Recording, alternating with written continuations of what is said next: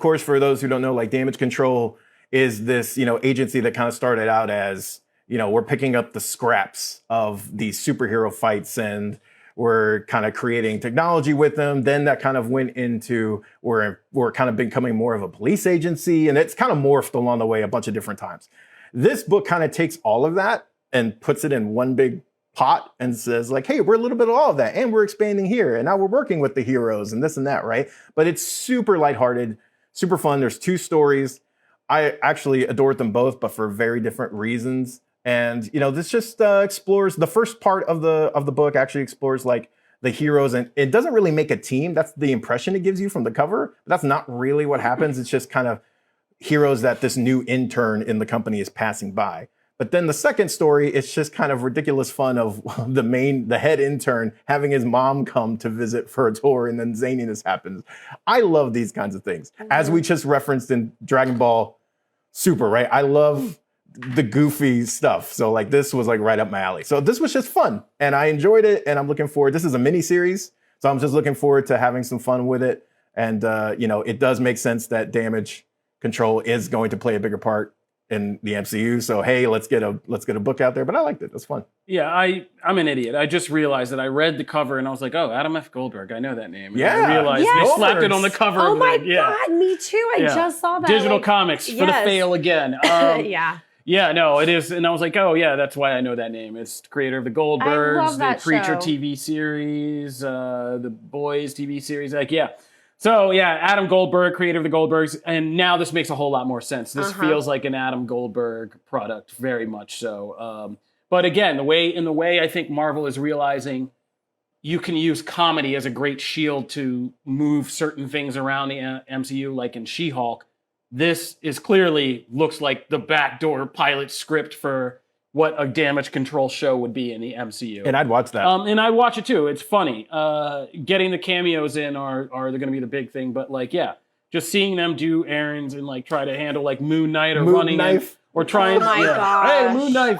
Or getting into an elevator with an ice cream cake with Ghost Rider and being like, can you turn your head down? And him getting like super pissed about it. Or just running into She-Hulk and stuff like that.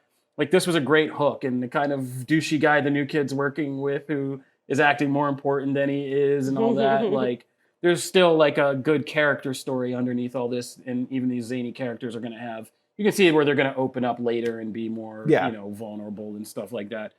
But it is funny in just, like, the level of things that this workplace comedy is dealing with. Like, it's not like Dunder Mifflin where you lose a memo and you're losing your biggest paper sales. It's like, yeah, we lost a memo and the Skrulls might blow up the planet because this was like completely important stuff handled by people who maybe are not really equipped for how important it all is. And so like, yeah, and it's just funny things like Reed Richards built a whole department. It's like some Severance stuff. Like there's a whole department we built in a pocket dimension and just other weird Marvel flourishes like that make it a lot of fun. So it was exactly what you said. It's just like a fun kind of irreverent thing, but in the MCU, it's, again, a very useful tool to reference all kinds of things you can move around and allude to without, being too heavy-handed about it. So was this a nice change Yeah, of pace? it was really cute. I really did enjoy this. It was kind of wordy. Like I was kind of like, okay, I get it. Like I get what's happening.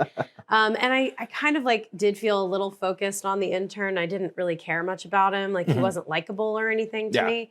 But I think that's more of you just need to keep reading, or maybe just not my favorite character. But I love this office style thing. Like, this is so fun. And I definitely want to keep going with this. And I didn't even know what Damage Control was. Like, I didn't know there existed such a thing before I read this. So, I definitely want to see more of what this is. They've been in the MCU. They've been introduced because it was,